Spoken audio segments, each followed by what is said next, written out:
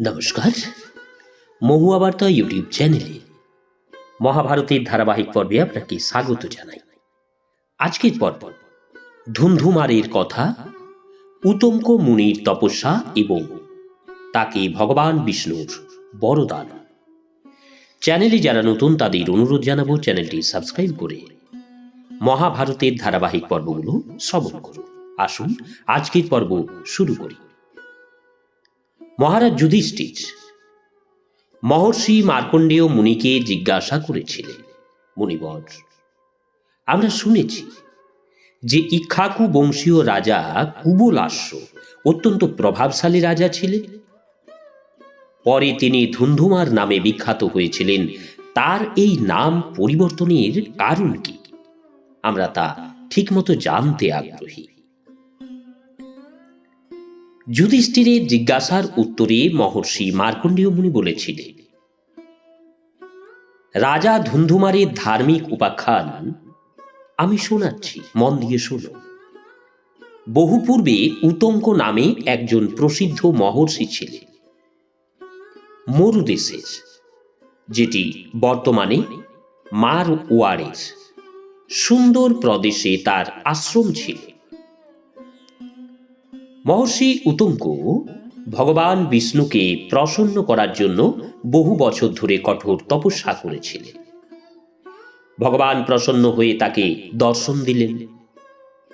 তাকে দর্শন করে মুনি পূর্ণকাম হয়ে বিনয়ের সঙ্গে স্তোত্র পাঠ করে ভগবানের স্তুতি করতে লাগলেন। উতঙ্ক বললেন, ভগবান, আপনার থেকেই দেবতা, অসুর এবং মানুষ উৎপন্ন হয়েছে। আপনি এই চরাচরের প্রাণীদের জন্ম দিয়েছেন। বেদবেত্তা ব্রহ্মা বেদ এবং জ্ঞাতব্য সমস্ত বিষয়ে সব আপনার থেকেই সৃষ্টি হয়েছে।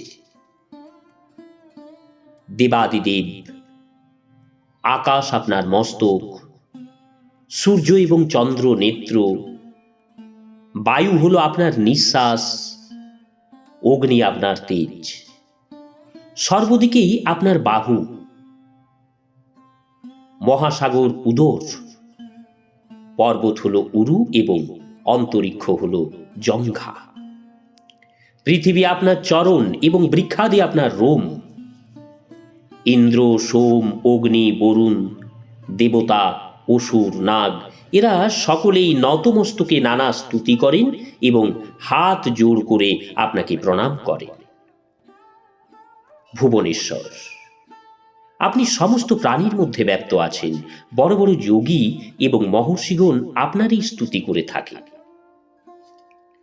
উতঙ্কের স্তুতি শুনে ভগবান অত্যন্ত প্রসন্ন হয়ে বললেন, উতঙ্ক, আমি তোমার উপর প্রসন্ন হয়েছি, তুমি বর প্রার্থনা করো। উতঙ্ক বললেন, প্রভু, সমস্ত জগৎ সৃষ্টিকারী দিব্য সনাতন পুরুষ ভগবান নারায়ণের দর্শন আমি পেয়েছি। আমার কাছে এটি সর্বশ্রেষ্ঠ বর। ভগবান বিষ্ণু বললেন, হে মুনি, তুমি লোভে চঞ্চল নও। আমাকে তোমার অনন্য ভক্তি, তাই আমি তোমার উপর বিশেষ প্রসন্ন হয়েছি। আমার কাছ থেকে কোনো বর তোমার অবশ্যই নেওয়া উচিত।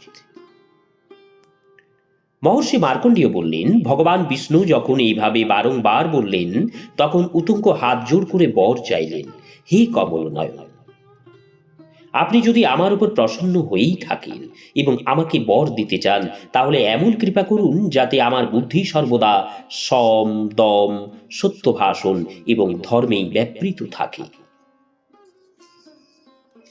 এবং আপনার ভজনের অনুরাগ যেন আমার কখনো দূর না হয়। ভগবান বললেন, মুনিবর, তুমি যা চেয়েছ তা সম্পূর্ণ হবে। তাছাড়াও তোমার হৃদয়ে সেই যোগ বিদ্যারও প্রকাশ হবে, যার দ্বারা তুমি দেবতা এবং ত্রিলোকের অনেক বড় কাজ সিদ্ধ করবে। ধুন্ধু নামের এক বিশাল অসুর ত্রিলোক বিনাশ করার জন্য ভীষণ তপস্যা করবে, আর সেই অসুর যার হাতে নিহত হবে, আমি তার নাম তোমাকে বলছি, শোনো। ইক্ষ্বাকু বংশে এক বলবান এবং বিজয়ী রাজা হবে।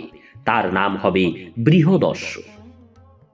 তার এক পুত্র কুবলাস্য নামে প্রসিদ্ধ হবে।